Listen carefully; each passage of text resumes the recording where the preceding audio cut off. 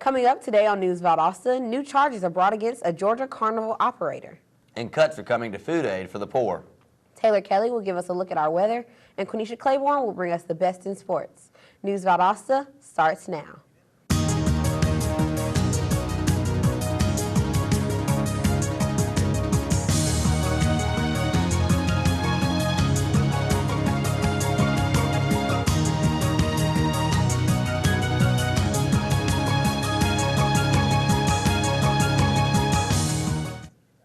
Welcome to News Valdosta. I'm Amber Worthy. And I'm Zach Saxon. We start with an update on a story we brought you yesterday about a Georgia Carnival ride operator. Brooks County man is facing 3 counts of assault with a deadly weapon and inflicting serious injury after a carnival ride left 5 passengers wounded at the North Carolina State Fair. Timothy Tutterow made a court appearance yesterday that left prosecutors puzzled, and Wake County District Court Judge Keith Gregory declined a request for the $225,000 bond to be lowered. Donnie Harrison said investigators determined that the ride was intentionally tampered with to turn off the safety devices, but no evidence has yet been presented. Beginning this Friday, South Georgians are expected to receive a cut on their Supplemental Nutrition Assistance Program benefits, also known as food stamps. The program plans to cut at least $5 billion nationwide. Due to the cuts, food relief programs are going to be in high demand and may not be able to keep up with the increased need. Second Harvest of South Georgia says that the $5 billion decrease will eliminate about 1.9 million meals. 25-year-old Rosa Maria Cervantes was pronounced dead yesterday morning following a head-on collision on Sardis Church Road in Colquitt County. Her 9-year-old son was airlifted to Tallahassee Hospital while her 2-month-old daughter was treated and released from Colquitt Regional Medical Center. Investigators say charges may be filed once blood tests are drawn from another driver, but officials have not yet said what caused the crash. The country is experiencing a lot of changes in the economy, especially after the recent government shutdown. How will this affect the real estate market? News Valdosta's Bridget Wiley has more. Everywhere in the city, more and more homes are being sold and built. With the recent government shutdown and suffering economy, is now the right time to buy? I spoke with the president of the Herndon Company, James Lee Herndon, for the answer. Okay, right now in America, as well as in Valdosta and Georgia itself, it is an absolutely wonderful time to purchase. The reason being is our interest rates are still at its lowest ebb in 40 or 50 years. And because the market slowed down during the recession of 07, 08, and 09, we're still coming out of that. The property values are at a great price, so when you add a good buy and a good interest rate, that makes a perfect marriage. I was able to interview a local resident that also agreed with Mr. Herndon. Oh, I mean, it's a good value. It's a good price, you know, the foreclosure, and you know, move-in ready, so I didn't have to do no work to it. So, you know, basically, you know, I came in, you know, to a good situation. So there you have it. The real estate market has grown dramatically over the past few years and still continues to grow today. So if you're interested in buying a new home, now is definitely the right time to buy. With News Valdosta, I'm Bridget Wiley. Thanks, Bridget. Georgia Secretary of State Brian Kemp visited Valdosta Lowndes Chamber of Commerce last week and met with several members of the City Council and the Chamber. The group discussed economic and community development in the area and projects that are currently underway. Among those topics were the expansion of the Valdosta State Campus near the South Georgia Medical Center. Coming up, the early voting turnout was higher than expected. And Valdosta may experience its first gas pipeline. Stay with us. We'll be right back.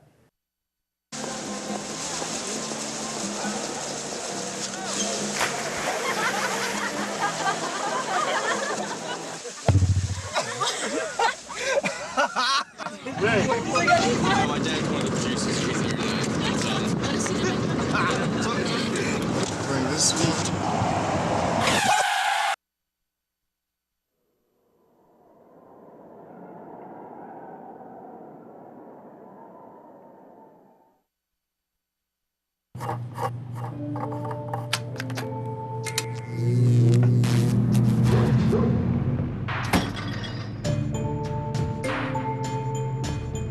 Traditional light bulbs actually generate 9 times more heat than light.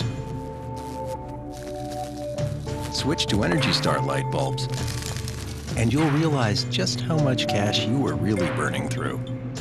Saving energy saves you money. Learn more at EnergySavers.gov. Welcome back to News Valdosta. It has only been 11 days of early voting, and the voter turnout has been higher than it has been in the previous year. Over 2,000 Lowndes County residents have cast their ballots for the municipal elections and the SPLOST 7 referendum. Voter turnout is traditionally low since there are only a few districts per town. Many of these districts also have unopposed candidates, which also normally negatively affects the turnout. The Board of Election only expects this large of a turnout for major elections such as mayor or the president. But it is believed that the SPLOST 7 is the reason that there has been more have already gotten out to the polls.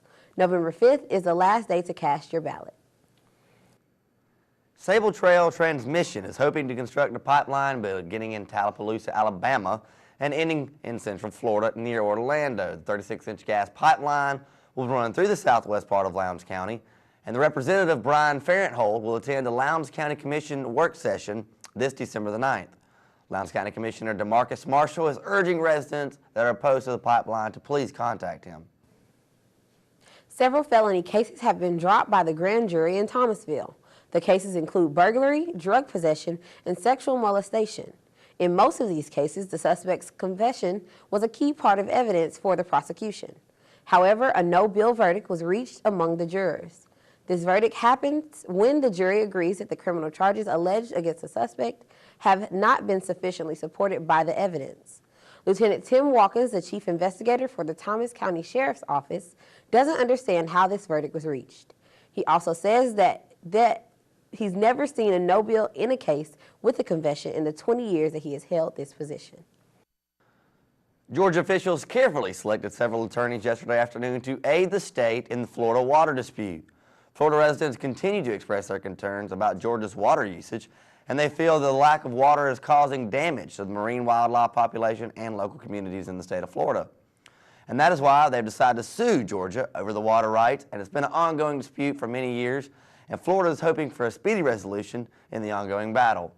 Georgia Governor Nathan Deal is pushing for Florida to negotiate a solution rather than litigate. Up next on News Valdosta, Taylor Kelly is going to give us an insight on our local weather and look at the environment. So stay with us.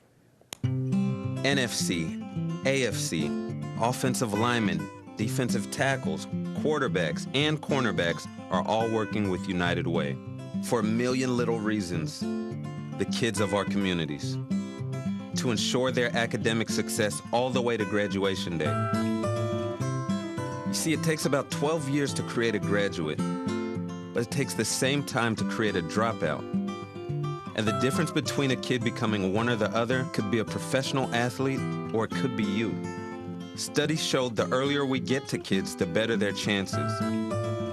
So become a United Way volunteer reader, tutor, or mentor, and make a difference in the life of a child, for the life of that child.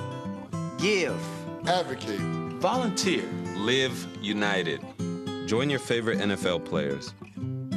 Take the pledge. Go to unitedway.org.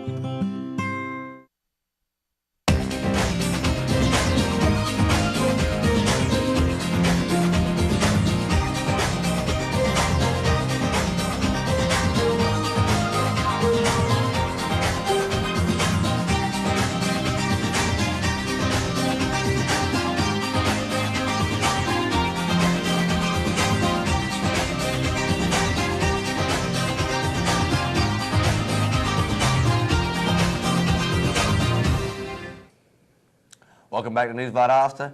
Citizens with unused electronic devices are urged to dispose of them properly. The City of Valdosta Public Works Department, Keep Valdosta and Lowndes Beautiful, as well as the Atlanta Recycling Solutions are hosting an electronic recycling event. The event will take place November 9th in the parking lot of Mathis Auditorium from 9 a.m. to 1 p.m. To find out about more information about the event and what electronic devices are accepted, visit the City of Valdosta's website. And now our very Taylor Kelly is going to give us a look at our local weather, and it's not just about the weather today, but the environment as well. She was able to attend the Make a Difference community event where the volunteers throughout the area were present in needed locations to keep Valdosta beautiful. And here's her report. Make a Difference Day is a national day to improve the local community, and it is known as the largest national day for helping others. There were a number of volunteers present, and registration was easy. All that was required was to sign a waiver form. Then you could grab a trash bag and get to work.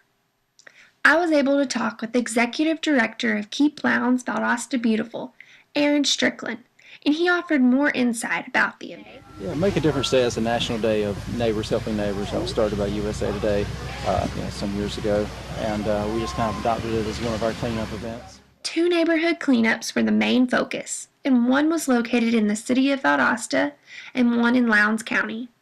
It was not easy work, but it was a great way for the community to come together and keep the appearance of our area looking good. City Marshal Tom Meyer discussed how pleased he was with the volunteer turnout this year. This year it seems like we had a real good turnout that really put in the extra effort. I was real pleased with how they picked up the streets along the right-of-ways and things like that. We had a good group. The weather might have been a little chilly, but that didn't stop the community coming together and volunteering at Make a Difference Day. It was a wonderful way to bring the community together, and great efforts were made to keep Valdosta beautiful. For News Valdosta, I'm Taylor Kelly. Thanks, Kelly. Now, what can we expect in the next couple days? We experienced cooler weather last week, but it looks like we are back into the 80s for the remainder of this week. Today, we can look forward to mostly sunny skies and a high of 83 degrees. Continuing on into the evening, we will see a significant decrease in temperature, as the low for tonight will be 54 degrees with partly cloudy skies. The heat will continue on into tomorrow as we see a high of 83 degrees with partly cloudy skies. Because of the beautiful sunny skies today, the UV index is at a high level, so please be aware of the amount of exposure you give your skin and take the necessary precautions to protect your skin from the harmful rays. Although the UV index is at a high level for the day, the pollen count is at a low level. So allergy sufferers can have a break and enjoy the beautiful weather we have for the day. And that's your local weather forecast for the day. Back to you guys at the news desk. Thank you, Taylor. Coming up next, Quenisha Claiborne is going to give us the 411 and local sports. Don't go away. In 1977, in Johannesburg, South Africa, an 8-year-old boy picked up the game of golf from his father. By the age of 9, he was already outplaying him. The odds of this gentle lad winning the Junior World Golf Championships at the age of 14, 1 in 16 million. The odds of that same boy then making it to the US and European Pro Golf Tours, 1 in 7 million. The odds of the Big Easy winning the Open Championship once and the US Open Championship twice, 1 in 780 million. The odds of this professional golfer having a child diagnosed with autism, 1 in 110. Ernie Els encourages you to learn the signs of autism at autismspeaks.org. Early diagnosis can make a lifetime of difference. This is one amazing truffula tree. Can you imagine a place where these grow everywhere? Yes, it's called the forest, a magical place to enjoy with your family.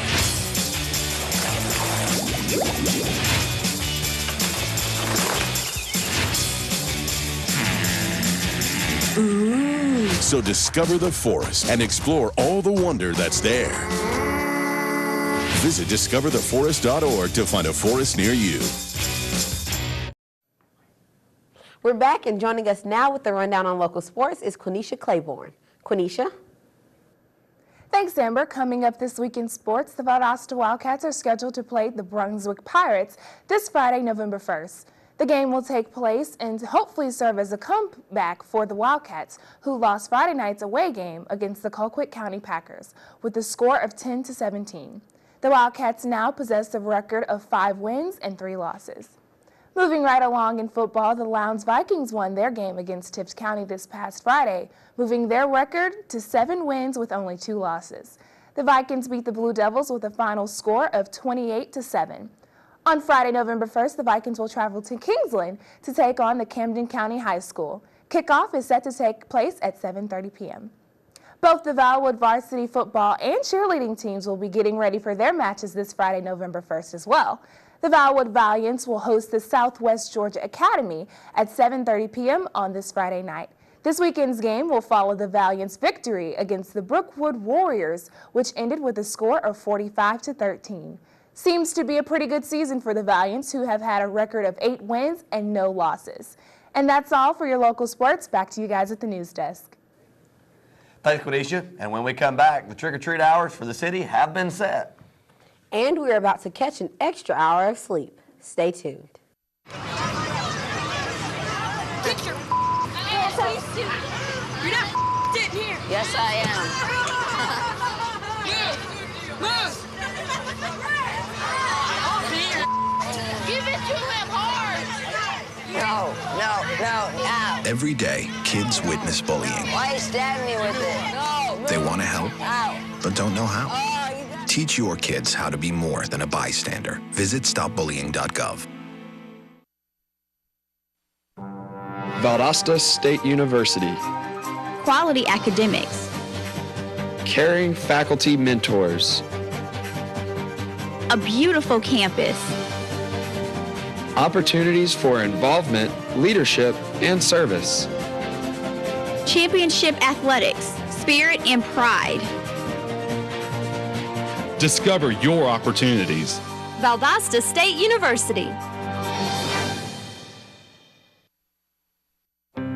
When every moment matters and a hand reaches out. When someone gives blood and a life is saved. That moment when heartbreak turns to hope. You're there through the American Red Cross. Every day, the Red Cross responds to nearly 200 neighborhood emergencies. And your support makes it possible. Use this moment to join us today. Visit redcross.org. Welcome back. The Valdosta Police Department has announced the hours for the city's annual trick-or-treat activity that'll take place this Thursday from 6 to 9 p.m. Extra police patrols will be scheduled during this time to ensure the evening is both safe and enjoyable. City officials are asking that you limit your child's trick-or-treating to these hours when there will be a maximum police presence throughout the city. And it's this time of year again where you can catch an extra hour of sleep. Don't forget to set your clocks back an hour this Sunday. The Valdosta Fire Department also suggests that as you remember to change your clocks, it is also a great time to replace the batteries in your smoke detectors. Fire Chief J.D. Rice says that more than 70% of deaths that result from home fires are because of faulty smoke detectors. And if you're interested in serving the community and have a desire to be part of the City Council, it is not too late to apply. The deadline to apply is tomorrow at 5 p.m., but further details can be found on the Valdosta City website, along with requirements and the city's Code of Ethics booklet. Thank you for watching News Valdosta. I'm Zach Saxon. And I'm Amber Worthy. Have a great day, and we'll see you next time.